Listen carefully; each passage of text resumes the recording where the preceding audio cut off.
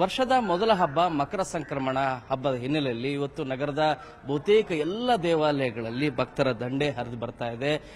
ಬನಶಂಕರಿಯಲ್ಲಿರುವಂತಹ ಶ್ರೀ ಬನಶಂಕರಿ ದೇವಾಲಯಕ್ಕೆ ಈಗಾಗಲೇ ಭಕ್ತರು ಸರತಿ ಸಾಲಿನಲ್ಲಿ ಆಗಮಿಸಿ ದೇವಿಯ ದರ್ಶನವನ್ನು ಪಡೀಲಿಕ್ಕೆ ಮುಂದಾಗ್ತಾ ಇದ್ದಾರೆ. ಇವತ್ತು ಮಕರ ಸಂಕ್ರಮಣ ಕಾರಣಕ್ಕಾಗಿ ಅದು ವರ್ಷದ ಮೊದಲ ಹಬ್ಬ, ಆ ಕಾರಣಕ್ಕಾಗಿ ದೇವಿಗೆ ವಿಶೇಷವಾದಂತಹ ಅಲಂಕಾರವನ್ನ ಮಾಡ್ತಾ ಇದ್ದಾರೆ. ಇನ್ನು ಕೆಲವೇ ಕ್ಷಣಗಳಲ್ಲಿ ವಿಶೇಷ ಅಲಂಕಾರನೂ ಕೂಡ ನಡೆಯುತ್ತೆ. ಬೇವು, ಬೆಲ್ಲ, ಒಣಕೊಬ್ಬರಿ ಸೇರಿದಂತೆ ಕಬ್ಬಿನ ಜೊಲ್ಲೆ ಏನಿದೆ ಇವುಗಳ ಮೂಲಕ ವಿಶೇಷ ಅಲಂಕಾರ ಮಾಡಲಾಗಿದೆ. ಆ ದೇವಿಯ ದರ್ಶನವನ್ನು ಪಡೀಲಿಕ್ಕೆ ಕಳೆದ ಒಂದು ಗಂಟೆಯಿಂದನೂ ಕೂಡ ಭಕ್ತರೆಲ್ಲರೂ ಕೂಡ ಆಗಮಿಸಿ ಕಾಯ್ತಿರುವಂತಹ ದೃಶ್ಯಗಳು ಕಂಡು ಬರ್ತಾ ಇದೆ. ಮಕರ ಸಂಕ್ರಮಣ ಹಳ್ಳಿಯಲ್ಲಿ ತುಂಬಾ ಸಂಭ್ರಮದಿಂದ ಆಗತ್ತೆ ಅನ್ನೋದು ಎಲ್ರಿಗೂ ಕೂಡ ಗೊತ್ತಿರುವಂತಹ ವಿಚಾರ. ಜೊತೆಗೆ ನಗರದಲ್ಲಿ ರಜೆ ಇರುತ್ತೆ, ಹಬ್ಬನ ಮನೆ ಕುಟುಂಬದ ಸದಸ್ಯರೆಲ್ಲರೂ ಕೂಡ ಸೇರಿ ಹಬ್ಬವನ್ನ ಸಂಭ್ರಮಾಚರಣೆಯನ್ನು ಕೂಡ ಮಾಡ್ತಾರೆ. ಬನ್ನಿ ಒಬ್ಬೊಬ್ಬರೇ ಭಕ್ತರನ್ನ ಮಾತಾಡ್ಸ್ತಾ ಹೋಗೋಣ, ಏನ್ ಹೇಳ್ತಾರೆ ಅಂತೇಳಿ. ಈಗಾಗಲೇ ಆರತಿ ಸಮೇತ ಬಂದಿರೋದು. ತಾವು ಹಬ್ಬವನ್ನ ಹೇಗೆ ನೆನ್ಪು ಮಾಡ್ಕೋತೀರಿ ಮೇಡಮ್? ಯೂಶಲಿ ಹಬ್ಬಗಳಲ್ಲಿ ತುಂಬಾ ಹಳ್ಳಿಗಳಲ್ಲಿ ತುಂಬಾ ಚೆನ್ನಾಗತ್ತೆ ಅಂತ, ಬಟ್ ನಮ್ಮೂರಲ್ಲೆಲ್ಲ ಚೆನ್ನಾಗುತ್ತೆ. ನಾನು ಪೋಲೆಂಡ್ ಅಲ್ಲಿ ಇದ್ದೀನಿ, ಹಬ್ಬಕ್ಕೆ ಅಂತ ವೆಕೇಶನ್ಗೋಸ್ಕರ ಬಂದೆ. ಸೊ ತುಂಬಾ ಖುಷಿ ಆಗ್ತಾ ಇದೆ. ವರ್ಷದ ಮೊದಲನೇ ಹಬ್ಬ. ಸೊ ದೇವಿಯರ ದರ್ಶನ ಮಾಡ್ಲಿಕ್ಕೆ ಬಂದಿದ್ದೀರಿ. ನೀವು ಬಂದಿದ್ರಾ ಈ ಮೊದಲು? ಹೌದು, ನಾನು ಇಲ್ಲೇ ಇದ್ದಿದ್ದು ಮುಂಚೆ ಬನಶಂಕರಿಯಲ್ಲಿ. ಸೊ ಬರ್ತಾ ಇದ್ದೆ ಮುಂಚೆ ಎಲ್ಲ. ಸರ್, ತಾವೇನ್ ಹೇಳ್ತೀರಾ ಸರ್ ಮಕರ ಸಂಕ್ರಮಣ ಹಬ್ಬದ ಬಗ್ಗೆ? ವರ್ಷದ ಮೊದಲನೇ ಹಬ್ಬ. ನಾವು ಹೊಸೂರಿಂದ ಬಂದಿದ್ವಿ ದೇವಿ ದರ್ಶನ ಮಾಡೋಕ್ಕೆ. ಯಾವತ್ತೂ ಬಂದಿರಲಿಲ್ಲ ಬನಶಂಕರಿ ದೇವಸ್ಥಾನಕ್ಕೆ. ಸೊ ಇವತ್ತು ಬಂದು ಆಶೀರ್ವಾದ ಪಡೆಯೋಣ ಅಂತ ಬಂದಿದ್ದೀವಿ.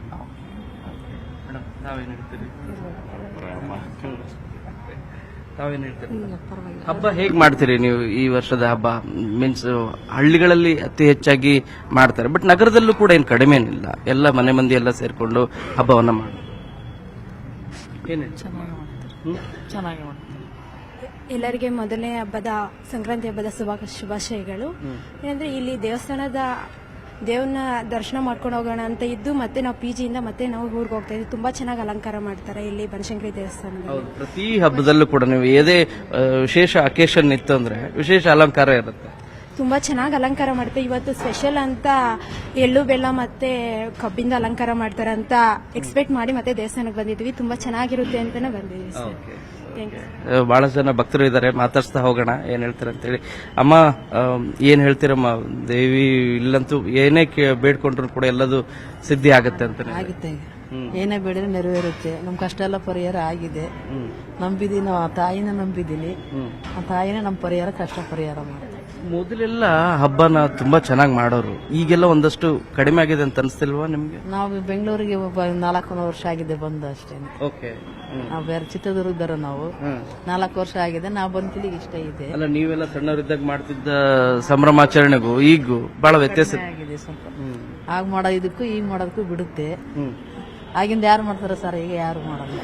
ಈಗಿಂದವ್ರು ಈಗ ಮಾಡ್ತಾರೆ, ಆಗಿಂದವ್ರು ಆಗ ಮಾಡ್ತಾರೆ. ನಾವು ಮಾತ್ರ ಆಗಿಂದ ಹೆಂಗಿದೀವಿ ಅದೇ ತರನೇ ನಾವು ಮಾಡ್ತೀವಿ.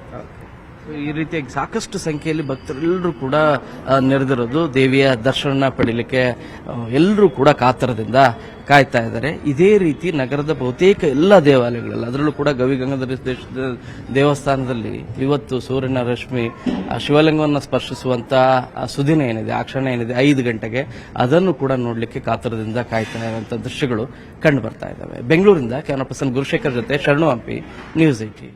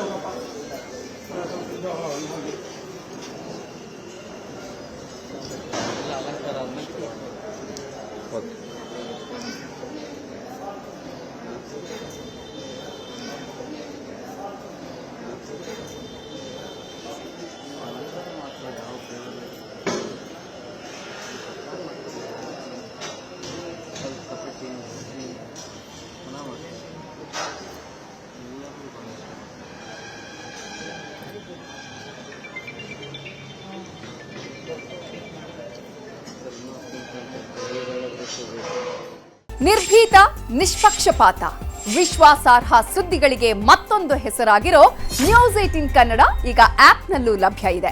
ದಯವಿಟ್ಟು ಇಲ್ಲಿರೋ QR ಕೋಡ್ ಅನ್ನ ಸ್ಕ್ಯಾನ್ ಮಾಡಿಕೊಂಡು ಆಪ್ ಡೌನ್ಲೋಡ್ ಮಾಡೋದಕ್ಕೆ ಮರಿಬೇಡಿ. ನಿಮ್ಮ ಬೆಂಬಲ ಹೀಗೆ ಸದಾ ನಮ್ಮೊಂದಿಗಿರಲಿ. ಧನ್ಯವಾದ.